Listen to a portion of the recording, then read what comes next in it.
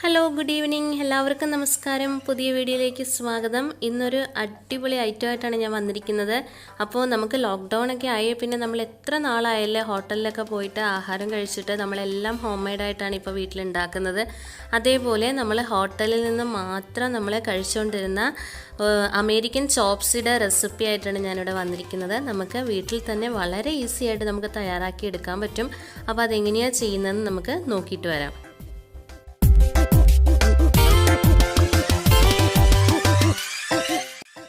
അതിന് വേണ്ടിയിട്ട് നമുക്ക് ആദ്യം തന്നെ ഇതേപോലെ ഒരു ചീനച്ചട്ടിയോ അല്ലെങ്കിൽ എന്തെങ്കിലും ഒരു പാത്രം എടുത്തിട്ട് അതിൽ വെള്ളം തിളപ്പിക്കാൻ വേണ്ടിയിട്ട് വെക്കണം.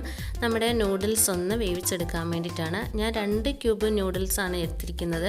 അതിനകത്ത് ഒരെണ്ണം തന്നെ 2ആയിട്ട് ഞാൻ വിടിയിച്ചെടുത്തിട്ടുണ്ട്. അതുകൊണ്ടാണ് 3 എണ്ണമായിട്ട് കാണുന്നത് കേട്ടോ. ശരിക്കും 2 എണ്ണം ഞാൻ ഇട്ടിട്ടുള്ളൂ.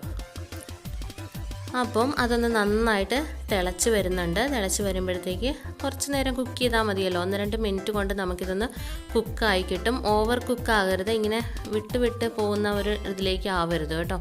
അതായത് ഇങ്ങനെ ഒട്ടിപ്പിടിക്കുന്ന ഒരു ഇതിലേക്ക് വരരുത്. ഒരു അത്യാവശ്യം നമ്മൾ സാധാരണ എങ്ങനെയാണ് കുക്ക് ചെയ്തെടുക്കുന്നത് അതേപോലെ കുക്ക് ചെയ്തെടുക്കാം. ഇതിപ്പം ഏകദേശം റെഡി ആയിട്ടുണ്ട്.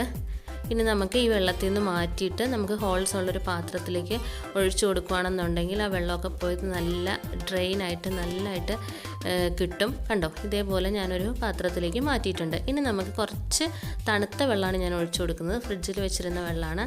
ഇതേപോലെ തണുത്ത വെള്ളം ഒഴിച്ചു കഴിഞ്ഞാലുള്ളൊരു ഗുണം ഒട്ടും തന്നെ ഒട്ടിപ്പിടിക്കത്തില്ല. എല്ലാം നല്ല വേറിട്ട് കിടക്കും. അപ്പം അതുകൊണ്ട് ഇങ്ങനെ ചെയ്ത് കഴിഞ്ഞാൽ നമുക്കതൊരു ടിപ്പാണ് കേട്ടോ. നമ്മൾ നൂഡിൽസ് ഉണ്ടാക്കുമ്പോഴും അങ്ങനെ ചെയ്താൽ നന്നായിരിക്കും.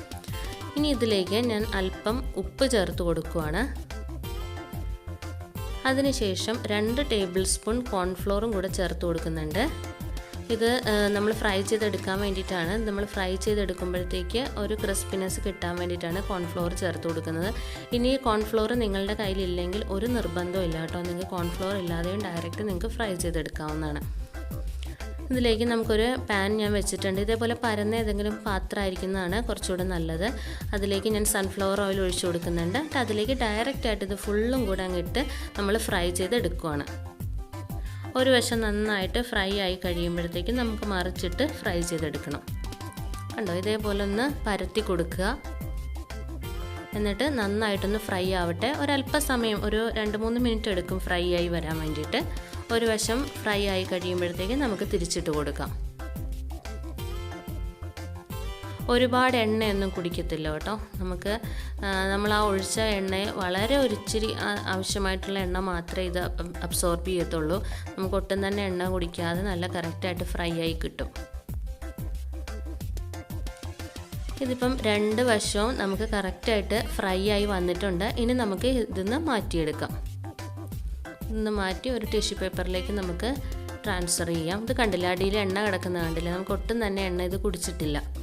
ഇതേപോലെയുള്ള ഒരു പ്ലേറ്റിലേക്ക് ഞാൻ മാറ്റി വെച്ചിട്ടുണ്ട്. ഇനി നമുക്ക് ഇതിലേക്ക് വേണ്ടിയിട്ടുള്ള വെജിറ്റബിൾസും കാര്യങ്ങളും റെഡിയാക്കാൻ വേണ്ടിയിട്ട് തുടങ്ങാം. ആദ്യം ഞാൻ 1 ടേബിൾ സ്പൂൺ വെളുത്തുള്ളി ചെറുതായിട്ട് അരിഞ്ഞതാണ് ചേർത്ത് കൊടുക്കുന്നത്. അതിനുശേഷം നമുക്ക് സ്പ്രിംഗ് ഓണിയൻ്റെ വൈറ്റ് പോർഷൻ അതും കട്ട് ചെയ്തിട്ട് ചേർത്ത് കൊടുക്കുന്നുണ്ട്. അത് നന്നായിട്ട് ഇളക്കി യോജിപ്പിക്കുക. നമ്മളിപ്പോൾ ഇതിനകത്ത് ചേർക്കുന്ന വെജിറ്റബിൾസ് ഒന്നും തന്നെ ഓവറായിട്ട് കുക്കാവാൻ പാടില്ല. ജസ്റ്റ് അതിൻ്റെ പച്ചമണം മാറാനേ പാടുള്ളൂ.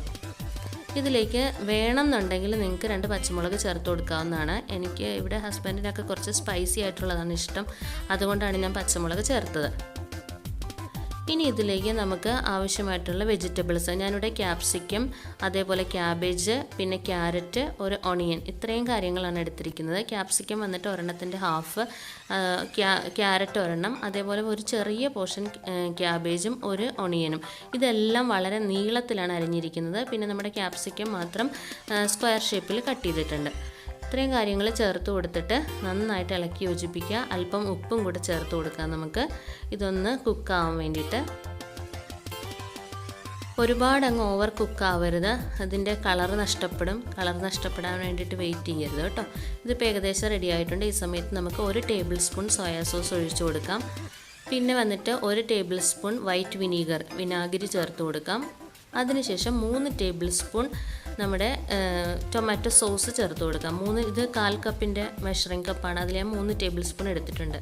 പിന്നെ 1 ടേബിൾ സ്പൂൺ ചില്ലി സോസ് ഓപ്ഷണലാണ്, നിങ്ങൾക്ക് വേണമെന്നുണ്ടെങ്കിൽ ചേർത്ത് കൊടുത്താൽ മതി. ഞാൻ പറഞ്ഞില്ലേ ഇവിടെ കുറച്ച് സ്പൈസി ആയിട്ടുള്ളതാണ് ഇഷ്ടം, അതുകൊണ്ടാണ് അങ്ങനെ ചേർത്ത് കൊടുത്തത്. ഇനി നിങ്ങൾക്ക് ചില്ലി സോസ് ഇല്ലെന്നുണ്ടെങ്കിൽ പച്ചമുളക് മാത്രം ചേർത്ത് കൊടുത്താൽ മതിയാവും കേട്ടോ. എന്നിട്ട് നന്നായിട്ടൊന്ന് ഇളക്കി യോജിപ്പിക്കുക. എല്ലാം കൂടെ ഒന്ന് പിടിച്ച് കിട്ടാൻ വേണ്ടിയിട്ടാണ് സോസുകളെല്ലാം. ഇനി ഇതിലേക്ക് ഞാൻ 1 കപ്പ് വെള്ളമാണ് ചേർത്ത് കൊടുക്കുന്നത്. 1/2 കപ്പിൻ്റെ മെഷറിംഗ് കപ്പാണ്, അതുകൊണ്ടാണ് ഞാൻ 2 കപ്പ് ചേർത്ത് കൊടുത്തത്. മൊത്തം നമുക്ക് 1 കപ്പാണ് മെഷർമെൻറ്റ് വന്നിരിക്കുന്നത്. വെള്ളം ചേർത്ത് കൊടുത്തിട്ട് നന്നായിട്ടൊന്ന് തിളച്ചോട്ടെ. തിളച്ച് വരുന്ന സമയത്ത് നമുക്ക് 2 ടേബിൾ സ്പൂൺ കോൺഫ്ലോർ ഞാൻ എടുത്തിട്ടുണ്ട്. ഇത് അല്പം വെള്ളം ചേർത്ത് മിക്സ് ചെയ്തിട്ട് ഇതിലേക്കൊന്ന് ചേർത്ത് കൊടുക്കാം. നമുക്ക് ഇത് കോൺഫ്ലോർ ചേർത്ത് കഴിയുമ്പോഴത്തേക്ക് നല്ല കട്ടിയായിട്ട് വരുമല്ലോ, ആ ഒരു കൺസിസ്റ്റൻസി കിട്ടാൻ വേണ്ടിയിട്ടാണ് നമ്മൾ കോൺഫ്ലോർ ചേർത്ത് കൊടുക്കുന്നത്. കോൺഫ്ലോർ ചേർത്തതിന് ശേഷം ഒരു 2-3 മിനിറ്റോളം ഇത് കുക്ക് ചെയ്തെടുക്കണം, അല്ലെങ്കിൽ കോൺഫ്ലോറിൻ്റെ ആ ഒരു പച്ച ടേസ്റ്റ് വല്ലാണ്ട് നിൽക്കും. അപ്പോൾ 1-2 മിനിറ്റ് നമുക്ക് നന്നായിട്ട് നിന്ന് തിളപ്പിച്ച് നന്നായിട്ട് കുക്ക് ചെയ്തെടുക്കണം. ഇനി വേണമെന്നുണ്ടെങ്കിൽ നിങ്ങൾക്ക് കുറച്ച് പെപ്പർ പൗഡർ ചേർക്കാവുന്നതാണ്, അതും ഓപ്ഷണലാണ്. ഞാൻ പറഞ്ഞില്ലേ, നിങ്ങൾക്ക് സ്പൈസി ആയിട്ട് വേണമെന്നുണ്ടെങ്കിൽ ഈ കാര്യങ്ങളൊക്കെ ചേർത്ത് കൊടുത്തു കഴിഞ്ഞാൽ നല്ല ടേസ്റ്റ് ആയിരിക്കും. അപ്പം അല്പം ഒരു 1/4 ടീസ്പൂണോളം പെപ്പർ പൗഡർ ഞാൻ ചേർത്ത് കൊടുക്കുന്നുണ്ട്. എന്നിട്ട് നന്നായിട്ടൊന്ന് മിക്സ് ചെയ്ത് കൊടുക്കുക. 1-2 മിനിറ്റ് ഒന്ന് കുക്ക് ചെയ്താൽ മതിയാവും. അപ്പോഴത്തേക്ക് നമ്മുടെ ആ കോൺഫ്ലോറിൻ്റെ പച്ചയൊക്കെ മാറി നല്ല കറക്റ്റ് പരുവായിട്ട് കിട്ടും. അവസാനമായിട്ട് നമുക്ക് സ്പ്രിംഗ് ഓണിയൻ്റെ ആ ഗ്രീൻ പോർഷൻ അതൊന്ന് കട്ട് ചെയ്തിട്ട് ഞാനൊന്ന് സ്പ്രിങ്കിൾ ചെയ്ത് കൊടുക്കുന്നുണ്ട്. ഇത്രയേ ഉള്ളൂ, കഴിഞ്ഞു. നമുക്കിത് ഫ്ലെയിം ഓഫ് ചെയ്ത് വെക്കാം. ഇനി നമുക്ക് ഇതിലേക്ക് ചേർക്കേണ്ട നമ്മളൊരു മുട്ട എടുത്തിട്ട് അതൊന്ന് ബുൾസൈ ആക്കി എടുക്കുന്നുണ്ട്. അതിലേക്ക് കുറച്ച് അല്പം എണ്ണ ഒഴിച്ചിട്ട് ഞാൻ ബുൾസൈ റെഡിയാക്കുന്നുണ്ട്. ഇതേപോലെ ഒരു പാത്രത്തിലേക്ക് മുട്ട സാവകാശം പൊട്ടിച്ചിട്ട് ഇതേപോലെ നമ്മൾ പാനിലേക്ക് ഇട്ട് കൊടുക്കുകയാണെന്നുണ്ടെങ്കിൽ മുട്ട ഒട്ടും പൊട്ടിപ്പോകാതെ നമുക്ക് പെർഫെക്റ്റ് ആയിട്ട് ബുൾസൈ ഉണ്ടാക്കാൻ പറ്റും. അതിലേക്ക് കുറച്ച് ഉപ്പും അല്പം പെപ്പർ പൗഡർ ഒടിച്ചിട്ട് നമുക്ക് അതൊന്ന് റെഡിയാക്കി എടുക്കാം. ഇതിപ്പം റെഡി ആയിട്ടുണ്ട്. ഞാൻ സെർവ് ചെയ്യുവാണ്.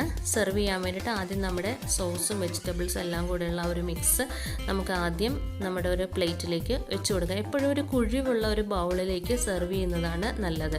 പരന്നിരിക്കുന്ന പാത്രത്തിലാവുമ്പോഴത്തേക്കും നമുക്ക് എല്ലാം കൂടി ഇരിക്കത്തില്ല. ഇതിലേക്ക് നമ്മൾ ഫ്രൈ ചെയ്ത് വെച്ചിരിക്കുന്ന നൂഡിൽസ് അതിൻ്റെ പുറത്തേക്ക് വയ്ക്കുക. പിന്നെ അതിൻ്റെ പുറത്തേക്ക് നമ്മുടെ ബുൾസൈയും കൂടെ വയ്ക്കുക. ഇങ്ങനെയാണ് നമ്മളിത് സെർവ് ചെയ്യുന്നത്.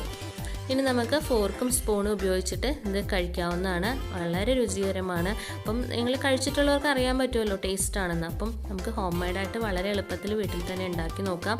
അപ്പോൾ ഉണ്ടാക്കാത്ത എല്ലാവരും ട്രൈ ചെയ്ത് നോക്കണം. ചാനൽ സബ്സ്ക്രൈബ് ചെയ്യാത്ത ആരെങ്കിലും ഉണ്ടെന്ന് സബ്സ്ക്രൈബ് ചെയ്യുക. അടുത്ത വീഡിയോ ആയിട്ട് എത്രയും പെട്ടെന്ന് വരുന്നതാണ്. അപ്പോൾ താങ്ക്